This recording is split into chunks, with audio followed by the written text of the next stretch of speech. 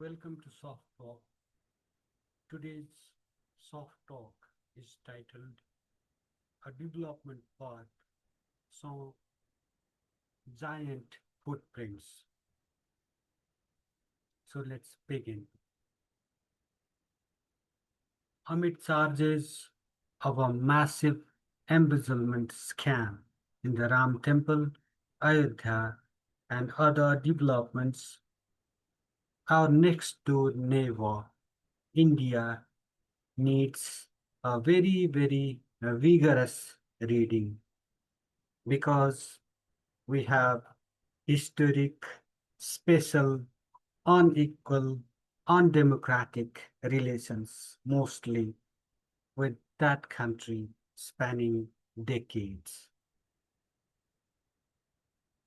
I will try to be as objective as possible in this presentation also.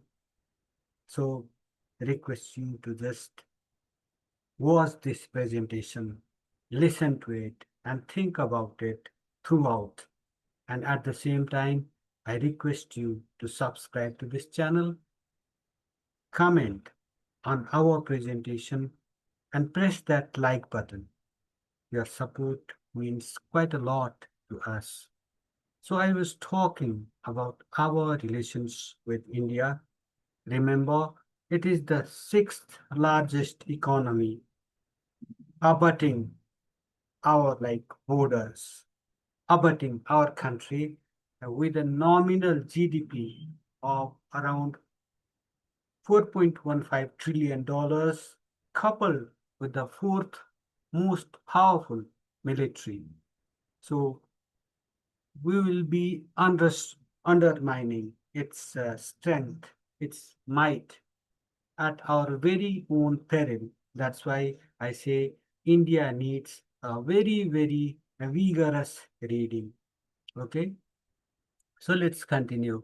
I was talking also about the Ram Temple, which is in the center of a controversy.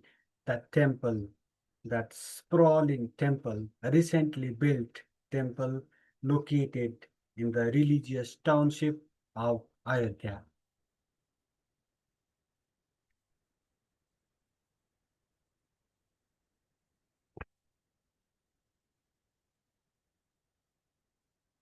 Issues ranging from Kalapani-Lipulek-Limpiadhura to Susta, Kanchanpur, and Pashupatinagar to people relations to the very tea leaves of Ilam, Jhapa, and other districts make our next door neighbor a super complex reading.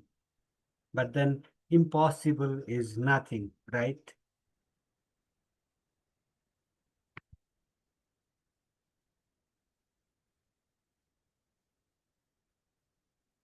For sure, such an undertaking, this vigorous reading, requires the best minds.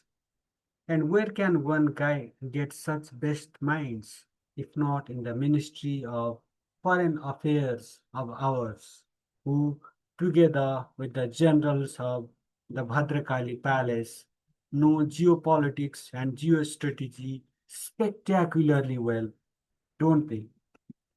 This small time presentation, this small time writer should not be asking big questions for want of expertise. Rather, he should get reading seriously.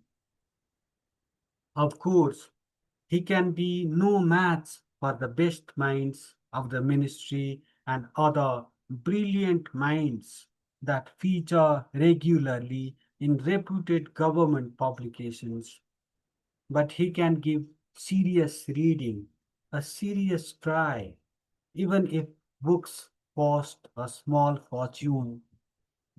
By the way, the government move of doling out advertisements, of not doling out advertisements to private publications is a diamond of an idea, isn't it? Whoever suggested it deserves a Nepal Ratna the highest civilian honor from the government of Nepal. Why on earth? Because studies have proved that those who feature regularly in those glittering pages of government publications have more gray matter than others, haven't they? Oh, super brains presiding over those annals that have been shining on the global news views firmament like the North Star. So, naturally, why waste precious resources on disposable papers at the expense of such great publications that have earned a global reputation? One more humble suggestion to the government, all for free.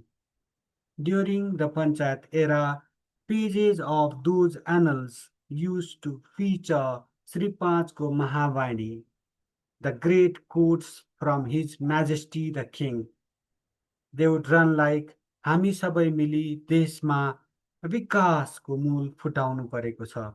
We all should join hands to have development gushing through its fountain. This is my what you call pedestrian's translation of such great a quote.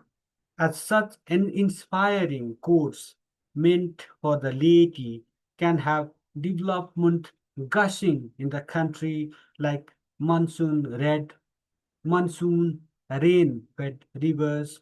Government annals should feature fresh gems from their majesties of the Republican polity whenever they come. Back to the super complex reading. In breaking the mold, reimagining,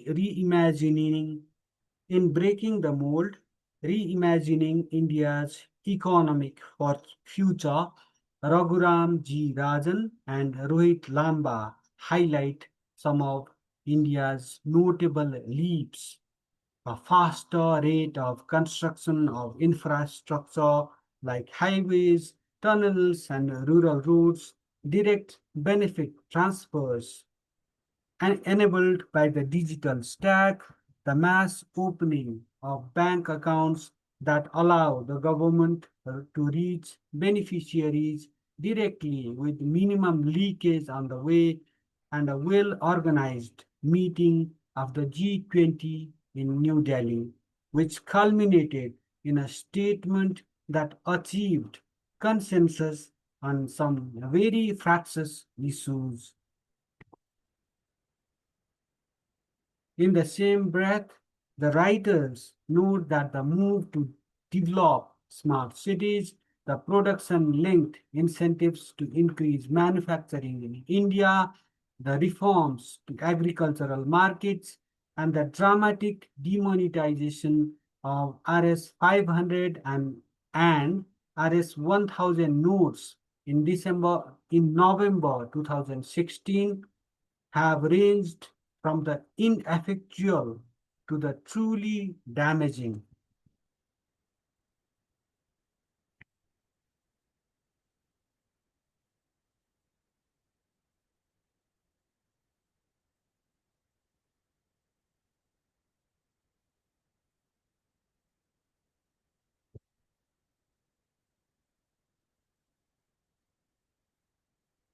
Notably, the demonetization affected lakhs of Nepalese working in India, turning their hard-earned savings into mere pieces of paper, disrupting cross-border trade and incurring on Nepal a significant loss with India's refusal to accept more than 7 crore Indian rupees kept in the vaults of the Central Bank of Nepal, that is the Nepal Rashtra Bank.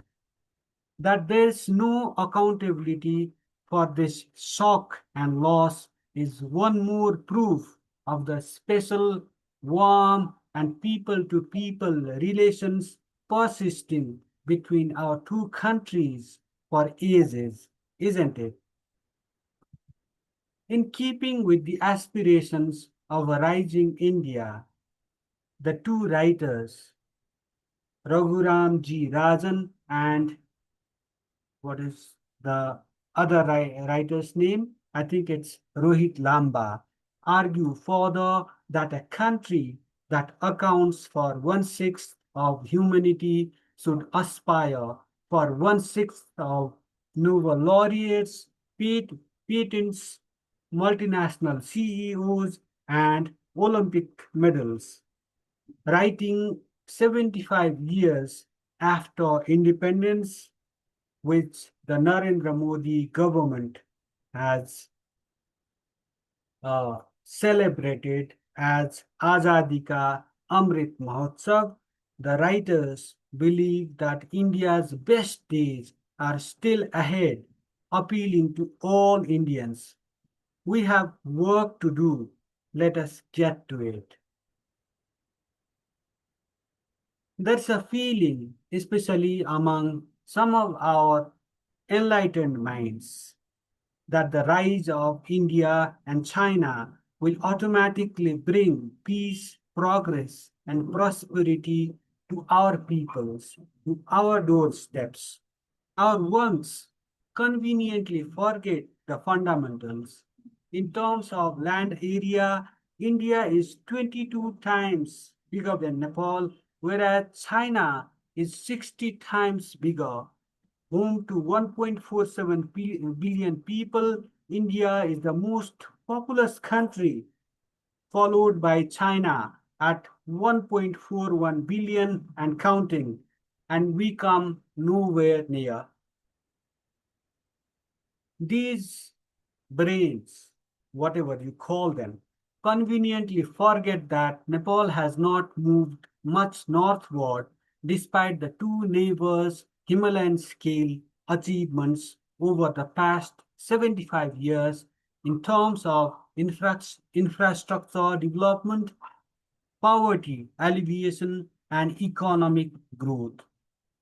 These data points, what do they suggest? They suggest one more thing. Our development imperatives differ fundamentally from the development needs of the superpowers in the making, the presiding superpower, and other powers worth their names. The use of our scarce resources for their development, such as rivers and streams for export-oriented power projects and cross-border rail and road networks for bringing the two most populous countries, the two most powerful economies together, comes at huge costs, environmental or otherwise.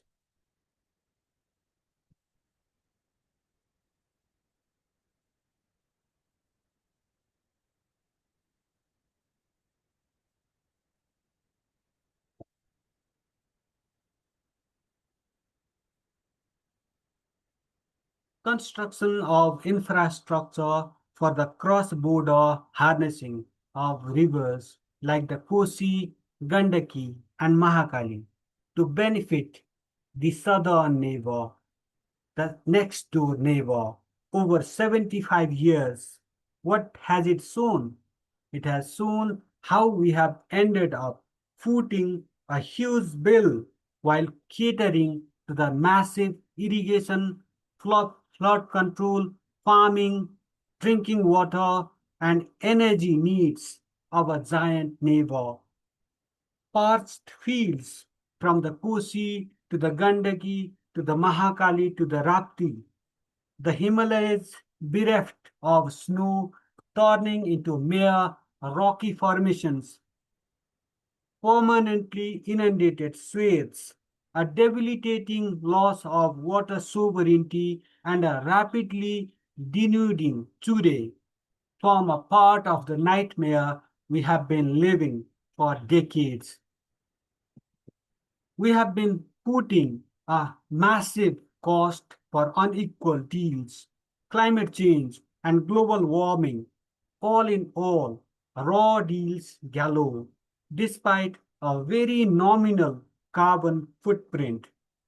Add to it a high vulnerability to natural disasters like floods, landslides, wildfires, and their massive consequences on a country without much financial resources.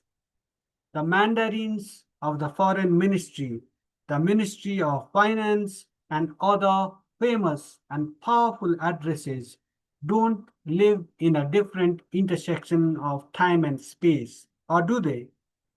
If they don't, why can't they see that our development needs contradict the development needs of the North, the South, and the West?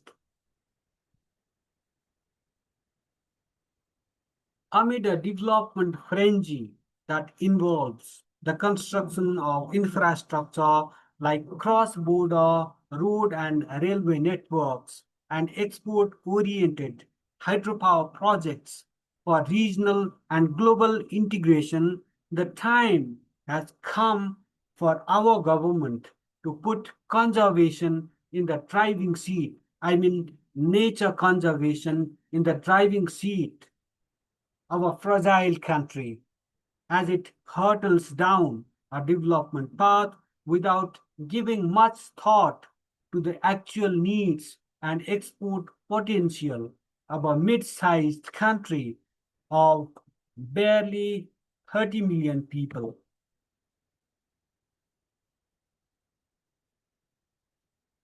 We have come with this to the end of this program. Thank you for watching. Thank you for listening.